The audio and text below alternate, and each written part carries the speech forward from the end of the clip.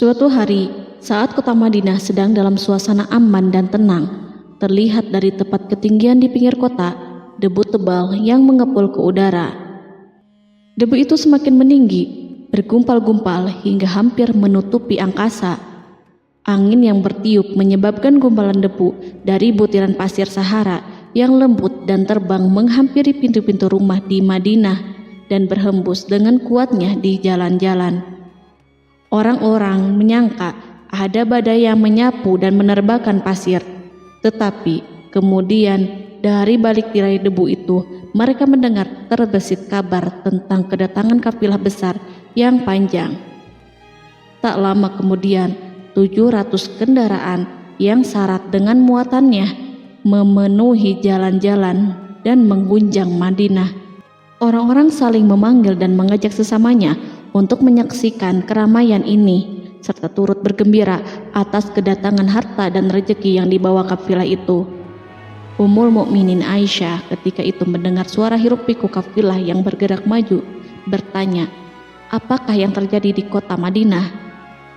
Ada yang menjawab, kafilah Abdurrahman bin Auf baru datang dari Syam membawa barang-barang dagangannya. Jadi kafilah itu yang telah menyebabkan semua guncangan ini? Tanya Ummul Mukminin. Benar, wahai Ummul Mukminin. Jumlahnya 700 kendaraan. Ummul Mukminin menggeleng-gelengkan kepala. Pandangannya menerawang jauh seolah-olah sedang mengingat-ingat peristiwa yang pernah dilihat atau ucapan yang pernah didengarnya. Kemudian ia berkata, aku pernah mendengar Rasulullah bersabda, aku melihat Abdurrahman bin Auf masuk surga dengan merangkak. Abdurrahman bin Auf masuk surga dengan merangkak? Mengapa ia tidak memasukinya dengan melompat atau lari-lari kecil bersama angkatan pertama para sahabat Rasulullah? Sebagian sahabat menyampaikan cerita Aisyah kepadanya, maka ia pun teringat telah mendengarkan hadis dari Nabi lebih dari satu kali dan dengan redaksi yang berbeda-beda. Sebelum tali-tali pengikat perniagaannya dilepas, Abdurrahman melangkahkan kakinya ke rumah Aisyah lalu berkata kepadanya, engkau telah mengingatkanku suatu hadis yang tidak pernah kulupakan, maka saksikanlah bahwa kafilah ini dengan semua muatannya beserta kendaraan dan perlengkapannya aku persembahkan di jalan Allah. Seluruh muatan 700 kendaraan itu dibagi-bagikan sebagai perbuatan baik yang agung. Peristiwa yang satu ini saja sudah cukup untuk mengukir sebuah gambaran yang sempurna tentang kehidupan sahabat Rasulullah Abdurrahman bin Auf. Dialah saudagar sukses yang lebih sukses daripada kesuksesan yang pernah ada. Dia merupakan orang kaya dengan kekayaan yang melimpah ruah. Dia adalah seorang mukmin yang bijaksana yang tidak ingin bagian dari keuntungan agamanya hilang begitu saja dan tidak sudi kekayaannya membuat dirinya tertinggal dari kafilah iman dan pahala surga. Untuk itu, ia mendermakan harta kekayaannya dengan kemurahan hati dan kesadaran nurani. Sebelum saya melanjutkan kisahnya, dimohon kepada pemirsa untuk menonton video ini sampai selesai, serta mohon dukung channel ini supaya semakin berkembang dengan cara like serta berikan komen positifnya. Semoga dukungan pemirsa menjadi pahala dan dimudahkan segala urusan pemirsa di dunia dan akhirat. Bismillahirrahmanirrahim. Abdurrahman bin Auf adalah seorang dari 8 orang yang lebih awal masuk Islam. Abu Bakar datang kepadanya menyampaikan Islam, termasuk kepada Utsman bin Affan. Abdurrahman bin Auf telah memasuki Islam pada permulaan dakwah, yakni sebelum Rasulullah memasuki Darul Arqam dan menjadikannya sebagai tempat pertemuan dengan para sahabatnya yang beriman. Tidak ada persoalan yang tertutup bagi mereka dan tiada keraguan yang menjadi penghalang. Bahkan mereka segera bersama Abu Bakar As-Siddiq menemui Rasulullah untuk menyatakan baiat dan memikul bendera Islam. Sejak menganut Islam sampai berpulang ke rahmatullah dalam usia 75 tahun, ia selalu menjadi teladan yang cemerlang sebagai seorang mukmin yang besar. Hal ini menyebabkan Nabi memasukkannya dalam 10 orang yang telah diberi kabar gembira sebagai ahli surga. Umar mengangkatnya sebagai anggota majelis syuro yang terdiri dari 6 orang yang merupakan calon khalifah yang akan dipilihnya sebagai penggantinya. Cepatnya Abdurrahman masuk Islam telah menyebabkan dirinya harus mengalami penganiayaan dan penindasan dari Quraisy. Ketika Nabi memerintahkan para sahabatnya hijrah ke Habasyah, Abdurrahman bin Auf pun ikut berhijrah. Kemudian ia kembali lagi ke Mekah, lalu hijrah untuk kali keduanya ke Habasyah, dan selanjutnya hijrah ke Madinah. Keuntungannya dalam perniagaan sangatlah besar, hingga mencapai batas yang membuat dirinya merasa takjub dan heran, sehingga ia berkata, "Sungguh aku melihat diriku ini, seandainya mengangkat batu, niscaya aku temukan emas dan perak di bawahnya." Perniagaan bagi Abdurrahman bin Auf bukanlah jenis perdagangan yang tercela maupun monopoli. Bahkan ia sendiri bukanlah orang yang berlomba-lomba untuk mengumpulkan harta atas dorongan agar menjadi orang kaya. Sekali-kali bukan itu, melainkan suatu amal dan kewajiban yang keberhasilannya akan menambah kedekatan jiwa kepada Allah dan berkorban di jalannya. Abdurrahman bin Auf adalah seorang yang kuat emosi jiwanya, di mana ia menemukan kepuasan emosinya itu dalam amal yang mulia. Apabila ia tidak sedang sholat di masjid dan tidak sedang berjihad dalam peperangan, ia pasti sedang mengurus perniagaannya yang berkembang pesat. Sehingga kafilah-kafilah dari Mesir dan Syria membawa ke Madinah barang-barang muatan yang dapat memenuhi kebutuhan seluruh jazirah Arab, baik pakaian maupun makanan. Yang menunjukkan kepada kita bahwa seorang yang kuat emosi jiwanya adalah ketika kaum muslimin hijrah ke Madinah. Rasulullah pada waktu itu menerapkan aturan untuk mempersaudarakan 2 orang sahabat, salah seorang dari muhajirin warga Mekah dan yang lainnya dari Ansor penduduk Madinah. Persaudaraan ini berjalan dengan sempurna hingga membuat hati terpesona. Orang-orang Ansor yang merupakan penduduk asli Madinah membagi seluruh kekayaan miliknya menjadi 2 dengan saudaranya dari kalangan muhajirin. Bahkan istri pun direlakannya. Ketika itu Rasulullah mempersaudarakan antara Abdurrahman bin Auf dengan Sa'ad bin Rabi. Sa'ad bin Rabi berkata kepada Abdurrahman, "Saudaraku, aku adalah penduduk Madinah yang paling banyak harta. Silahkan pilih separuh hartaku dan ambillah. Aku juga mempunyai 2 istri.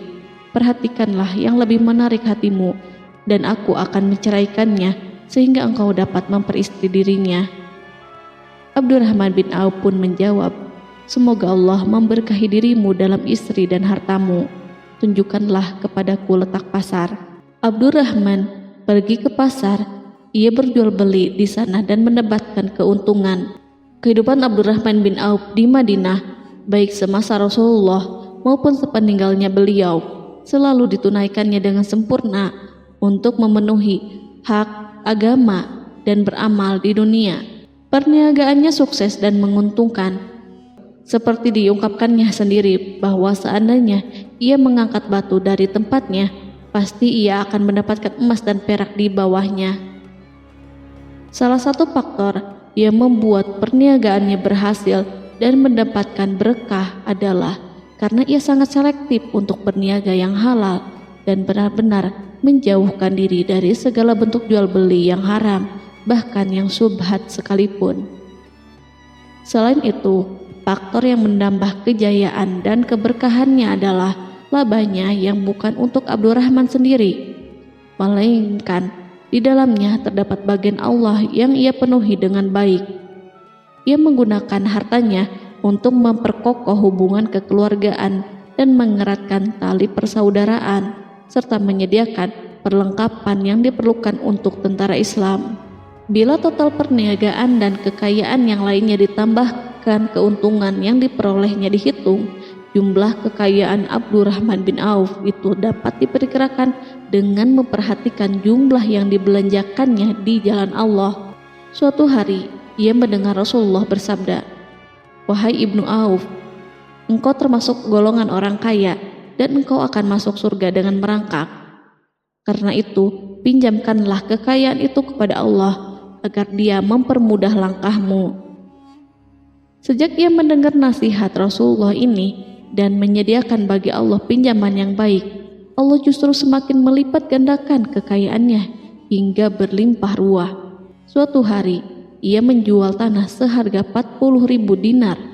Kemudian uang itu dibagi-bagikan semuanya untuk keluarganya dari Bani Zuhrah, untuk para istri Nabi, dan untuk kaum muslimin yang miskin.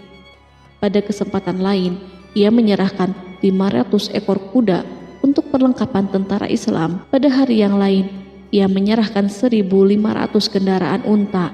Menjelang wafat, ia mewasiatkan 50.000 dinar untuk diinfakkan di jalan Allah. Ia juga berwasiat bagi setiap orang yang ikut perang Badar dan masih hidup, masing-masing mendapatkan 400 dinar. Hingga Utsman bin Affan juga mengambil bagian dari wasiat itu, meskipun termasuk orang yang kaya. Ia berkata, harta Abdurrahman bin Auf halal lagi bersih, dan memakan harta itu membawa keselamatan dan keberkahan. Ibnu Auf adalah seorang yang mengendalikan hartanya, bukan dikendalikan oleh hartanya. Sebagai buktinya, ia tidak mau celaka dengan mengumpulkan dan tidak menyimpannya. Bahkan ia mengumpulkannya dengan tetap merendahkan hati dan dari jalan yang halal. Kemudian harta itu tidak dinikmati untuk kepentingannya sendiri, melainkan untuk dinikmati bersama keluarga, kerabat, rekan-rekan, dan masyarakat seluruhnya. Karena begitu luas pemberian serta bantuannya, ada yang mengatakan seluruh penduduk Madinah berserikat dengan Abdurrahman bin Auf pada hartanya. Sepertiga dipinjamkannya kepada mereka, sepertiga lagi dipergunakannya untuk membayar hutang-hutang mereka, dan sepertiga sisanya dibagi-bagikan kepada mereka. Harta kekayaan ini tidak akan pernah membuat kelegaan dan kesenangan pada dirinya selama ia belum menemukan jalan untuk membela agama dan membantu rekan-rekannya. Adapun untuk selain itu, ia selalu merasa khawatir terhadap kekayaannya. Pada suatu hari, dihidangkan kepadanya makanan untuk berbuka karena waktu itu sedang berpuasa. Ketika pandangannya tertuju pada hidangan tersebut, selera makannya pun bangkit. Namun, ia justru menangis sambil berkata, Mus'hab bin Umair telah gugur sebagai syahid dan ia jauh lebih baik daripada aku. Ia hanya mendapat kafan sehelai kain yang jika ditutupkan ke kepalanya, maka kelihatan kakinya, dan jika ditutupkan ke kedua kakinya, terbukalah kepalanya. Demikian pula Hamzah yang jauh lebih baik daripada aku. Ia pun gugur sebagai syahid, dan saat akan dikuburkan hanya mendapatkan sehelai selendang. Dunia ini telah dihamparkan kepada kami seluas-luasnya, dan hasil sebanyak-banyaknya telah diberikan kepada kami. Sungguh kami khawatir bila pahala kebaikan kami telah disegerakan balasannya di dunia. Pada peristiwa lain, sebagian sahabat berkumpul bersamanya menghadapi jamuan makan di rumahnya. Tak lama setelah makanan diletakkan di hadapan mereka, Abdurrahman menangis sehingga rekan-rekannya bertanya, "Apa yang membuatmu menangis, wahai Abu Muhammad?" Ia pun menjawab, "Rasulullah telah wafat, dan semasa hidup beliau beserta keluarganya tidak pernah merasakan kenyang makan roti gandum. Apa harapan kita apabila dipanjangkan usia tetapi tidak menambah kebaikan bagi kita?" Demikianlah, kekayaan yang melimpah itu sedikit pun tidak membangkitkan kesombongan dan takabur dalam dirinya. Bahkan orang-orang mengatakan tentang dirinya, seandainya seorang asing yang belum pernah mengenalnya kebetulan melihatnya sedang duduk bersama budak-budaknya, niscaya ia tidak bisa membedakan di antara mereka. Tetapi bila orang asing itu mengenal satu saja sisi jihad Ibnu Auf dan ujian yang dihadapinya, ia pasti langsung mengetahui siapa dia. Misalnya, ia mengetahui bahwa di badannya terdapat 20 bekas luka di perang Uhud, dan bahwa salah satu dari bekas luka itu meninggalkan cacat pincang yang tidak sembuh-sembuh pada salah satu kakinya. Contoh lain, beberapa gigi serinya rontok di perang Uhud yang menyebabkan kecedalan yang jelas pada ucapannya. Saat orang asing itu tahu salah satu sisi ini, ia pasti menyadari bahwa laki-laki yang berperawakan tinggi dengan wajah berseri, kulit halus, pincang, cedal sebagai tanda jasa dari perang Uhud, itulah orang yang bernama Abdurrahman bin Auf. Semoga Allah ridho kepadanya. Kita sudah terbiasa memperhatikan tabiat manusia, bahwa harta kekayaan itu biasanya menyebabkan seseorang suka berkuasa. Artinya, orang-orang kaya selalu gandrung untuk memiliki pengaruh guna melindungi kekayaan mereka dan melipat gandakan pengaruh itu. Selain untuk memuaskan nafsu demi kebanggaan dan kepuasan pribadi, semua ini merupakan sifat yang biasa dibangkitkan oleh kekayaan. Tetapi bila kita melihat Abdurrahman bin Auf dengan segala kekayaannya yang melimpah, menemukan manusia ajaib yang sanggup menguasai watak dasar manusia dalam bidang ini dan melangkahinya ke puncak ketinggian yang istimewa. Peristiwa itu terjadi ketika Umar bin Khattab hendak berpisah dengan rohnya yang suci dan memilih 6 orang di antara mereka, para sahabat Rasulullah, agar memilih salah seorang di antara mereka untuk menjadi khalifah yang baru. Pada waktu itu, semua jari menunjuk kepada Ibnu Auf. Bahkan sebagian sahabat telah menegaskan bahwa dialah yang berhak menjadi khalifah di antara 6 orang itu. Namun, ia menjawab, "Demi Allah, seandainya diambilkan pisau lalu ditaruh ke atas leherku, kemudian kalian menusukkannya sampai tembus, itu lebih baik aku sukai daripada menerima jabatan tersebut." Demikian, saat awal 6 orang terpilih itu mengadakan pertemuan untuk memilih salah seorang di antara mereka untuk menjadi khalifah yang akan menggantikan Al-Faruq, Umar bin Khattab. Abdurrahman telah menyatakan kepada mereka bahwa ia telah melepaskan haknya yang dilimpahkan Umar kepadanya sebagai salah seorang dari 6 calon yang akan dipilih menjadi khalifah. Dengan demikian, kewajiban mereka untuk melakukan pemilihan itu terbatas di antara mereka yang berlima saja.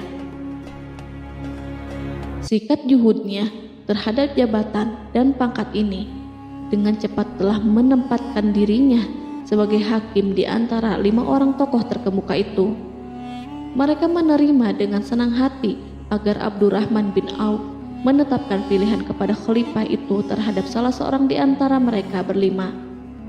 Ali mengatakan, "Aku pernah mendengar Rasulullah menyifatimu bahwa engkau adalah orang yang dipercaya oleh penduduk langit dan dipercaya pula oleh penduduk bumi."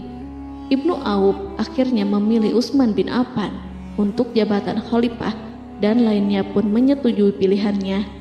Itulah hakikat seorang laki-laki yang kaya raya dalam Islam.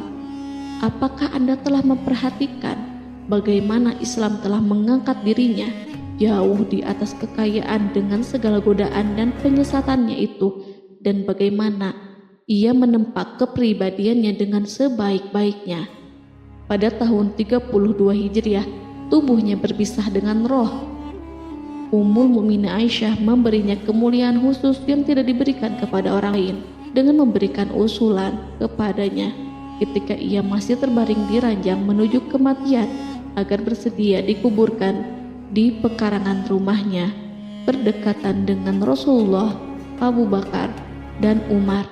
Namun ia memang seorang muslim yang telah dididik Islam dengan sebaik-baiknya, sehingga merasa malu bila dirinya diangkat dan disandingkan dalam kedudukan tersebut. Selain itu, ia telah membuat janji dan ikrar yang kuat dengan Utsman bin Maz'un, yakni jika salah seorang di antara mereka meninggal sesudah yang lain, hendaklah ia dikuburkan di dekat sahabatnya itu.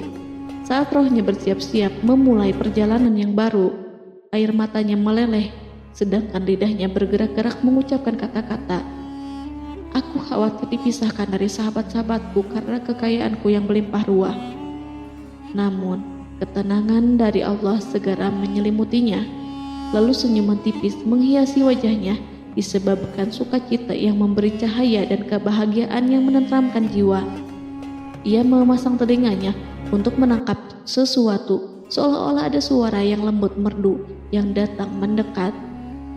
Ia sedang mengenang kebenaran sabda Rasulullah yang pernah beliau ucapkan, Abdurrahman bin Auf di dalam surga. Ia barangkali juga sedang mendengarkan janji Allah dalam kitabnya. Orang yang menginfakkan hartanya di jalan Allah, kemudian tidak mengiringi apa yang diinfakkan itu dengan menyebut-nyebut dan menyakiti perasaan penerima, maka memperoleh pahala di sisi Rabb mereka. Tidak ada rasa takut pada mereka dan mereka tidak bersedih hati. Quran Surat Al-Baqarah ayat 262.